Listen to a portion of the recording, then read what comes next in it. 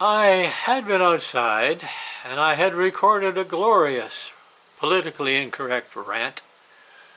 Went back inside, plugged it into my computer, and lo and behold, the sound was all messed up. The headphones were not working properly, or the microphone in the headphones, I suppose, to be more correct.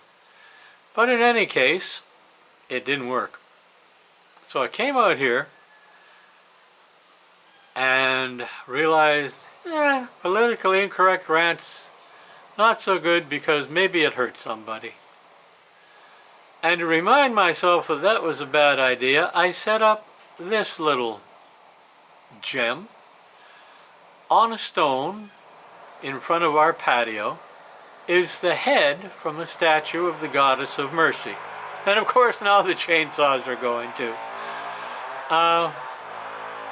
To remind me to be merciful, generous, benevolent, compassionate, and calm down just a bit.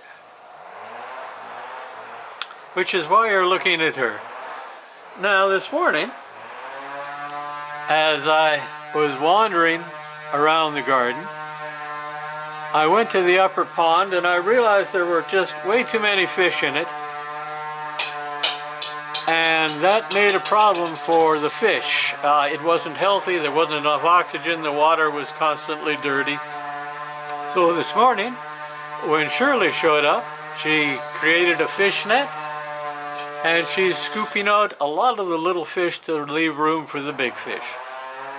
My apologies to the little fish, because they're not going to get to procreate, but they are going back into the garden as compost. I also managed to come away with a meal or two with the black beans. And at lunchtime, if we want them, there are some nice greens that are available. Now, it's getting a little dark, so I'm going to move this just a little bit brighter. There you go. I get to play with that. I can't get to do it smoothly, but I get to do it. So now there's a better shot, I hope. Now my politically incorrect rant was all about how hard it is to be indigenous in a modern world for the Canadian indigenous population.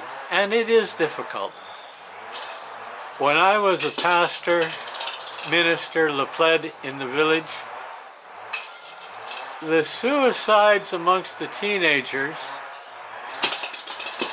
could often be attributed to the problems they had trying to believe their elders or their teachers across in the school. The two cultures could not cohabitate. I went to seminary with a fellow from a village on the coast, and after about a month he quit. Just up and left. Now this was a young man who was a dedicated Christian who loved his people and who his people had chosen to go to seminary so that good things could happen in his small community, his village. And he quit. And this was not like him. So one day I saw him, we were in the same place. I said, "Why'd you quit?" And he told me that he had a real problem. He was forced to either conclude that his elders were liars or that his professors at seminary and the ministers and the pastors were liars. Because the two stories that he heard were so very, very different. And that was a hard thing for him. I don't know if he ever got over that. I haven't seen him in a long time. That's the problem he had. It's a problem that many of the young people had. Powerlessness. They could not fit into their old ways. They could not fit into the white man's new ways.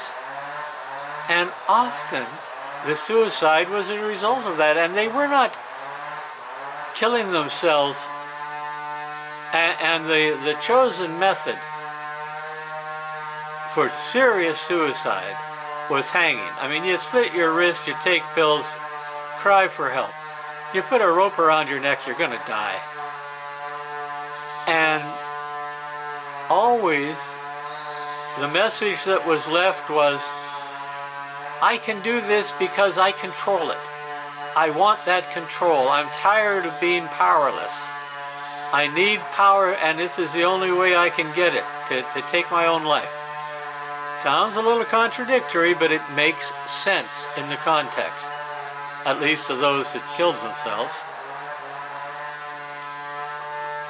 That was a hard thing to deal with in the village. Suicides.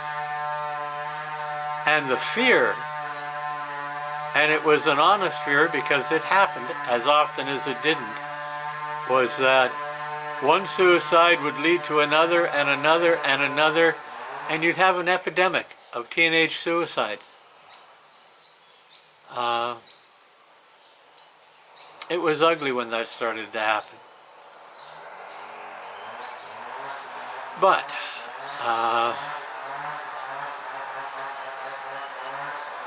no, there is no but, folks, because it still goes on. In every village in Canada, and I imagine in every indigenous village around the world where the two cultures are clashing, teenagers take their lives because of the being unable to fit into one or the other and having no power. Tough life. I have no solution. I condemn no one for it.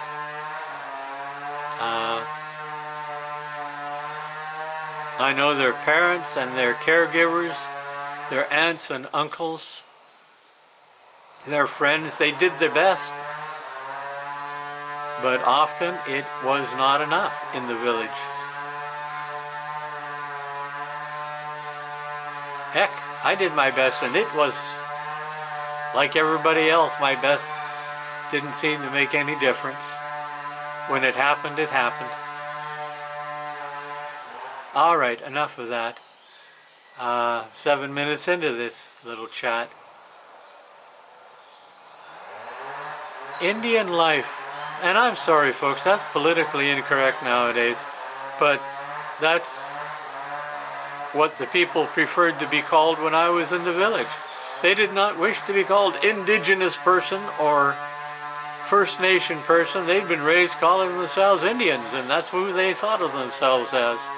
Who am I to argue with what they wanted to call themselves? There was one time, though, I argued with what they wanted to call me. We were at a church meeting, a gathering of the churches from around the coast, and by that time, the native church, the Indian church, the First Nation churches had developed a marvelous weapon, and it was a weapon. They had managed to name people who were not Indian, non-native. Think about that. I go into a meeting, I'm Brian Waddington, I'm the minister, I'm the Lapled. I am a positive person who's working for the good of the community. And suddenly, I'm a non-native. I'm a negative. Full of guilt and remorse because I can't be a native and a positive. It was a marvelous tool, and I don't know if they're still doing it, but I sure hope so because it worked wonders. But we sat around the table and we were asked to name ourselves, and I was about at the end of that list, which is where I should be. I wasn't important. And it got around to me and I thought, nope, I've had enough. And I said, folks, I understand after living in the village and working on the coast how important names are in native culture. And they all, yes, true. I said, well, folks, my name's Brian Waddington and I'm not a non-anything. You don't call a deer a non-moose. You don't call a dog a non-wolf. And I'm not a non-native. I'm sorry, folks. Call me Brian. Call me an asshole.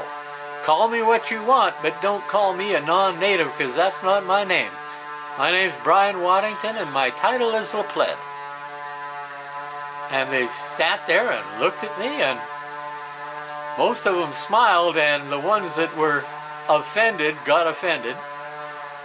And the ones that were ashamed got ashamed, but most of them said to themselves, and I could see it in their eyes because I could read it at that point, yeah, he's right, he's got it, yeah, okay. Now, this is just the way, I got to say things like that, and they got to have fun with me. There was a wedding, and it was a big wedding in the village. It was a wedding between two villages. And the other village brought their band with them, their church band, their village band. And it played music and everybody sang along and moved along and loved it. And I had to go up and offer a prayer or what have you. Now, you got to understand, I went into that village a vegetarian that weighed 165 pounds who had just come down from 250 pounds. I had been on a long-term Weight Watchers exercise, eat right program. I got to the village and I couldn't say no to their food. It wouldn't have been right. So I started eating fish and seal fat and grease and all the good stuff, and it was good. But it did not do my waistline any good. Let me tell you, the suit that I brought with me no longer fit. I had to get new clothes, which was all right. But as I'm walking down from the podium to my seat, now I've got a fair paunch on me at that point. And from the band, the guy with the slide trombone starts playing the A&W root beer music for their root beer commercials. Whoop, whoop, whoop, whoop, whoop, whoop, as I walk down, and everybody just burst into laughter. I suppose I turned 18 shades of red, but I looked back, I smiled, and I applauded them. It was the best joke I'd had played on me in a while. It was a marvelous place like that. They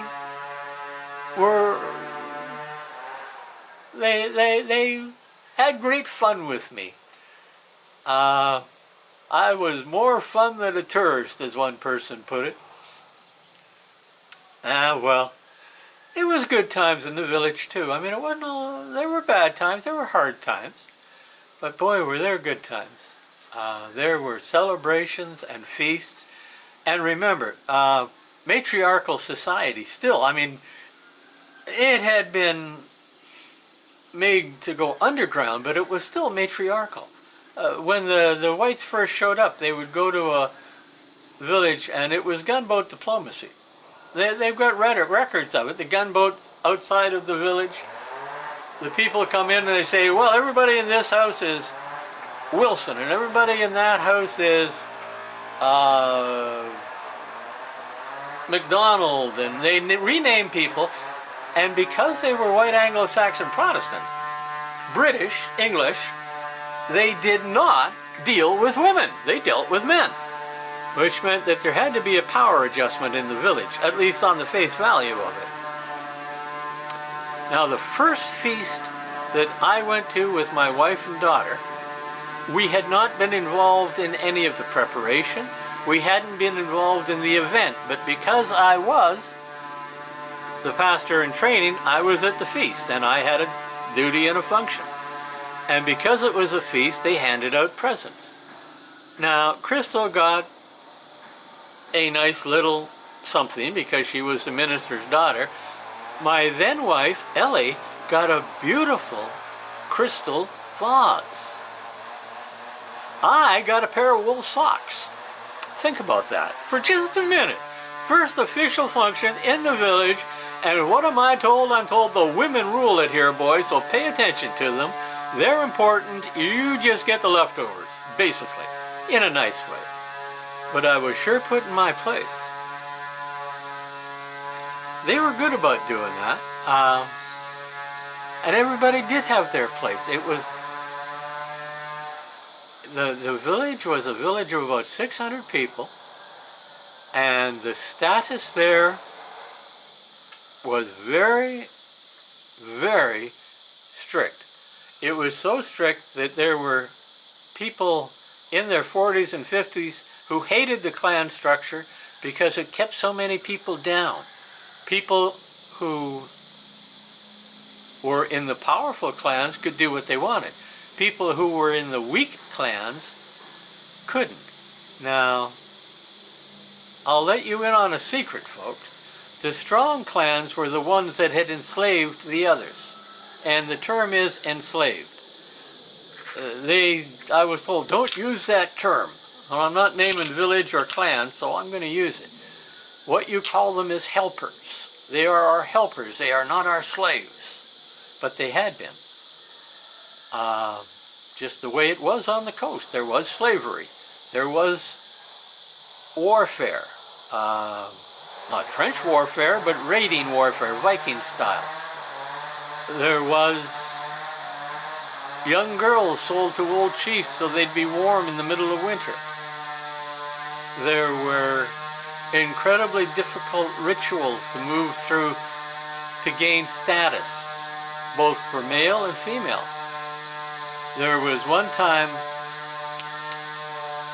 when I was sitting and listening, and I was allowed to sit and listen to the women and to the men because I was the pastor in training and I needed to know both sides. And this lady was talking about her youth and what she had gone through. And she talked about being locked up in a small room with no windows and only one door, and once a day they would give her a little food and a little water, and she had to go through that ritual to move into womanhood. And at the end of it, she didn't go into great detail, but the other old women there, they were nodding their head. They knew what she was talking about. She didn't have to go into detail. She went into just enough detail so that the young girls who were there and myself could say, yeah, this was not a good deal. We don't think this is something we want to go through. And that is the reality of it. It was a hard life on the coast. It was incredibly structured.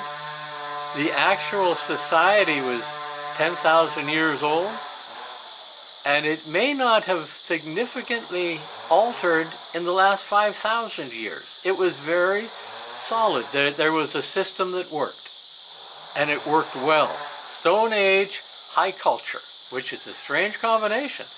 It is, as far as I know, the only semi-nomadic Stone Age civilization that had a high culture that survived and went on. Songs, religion, stories, history, they had it all. But it was built on a very solid structure that did not change well.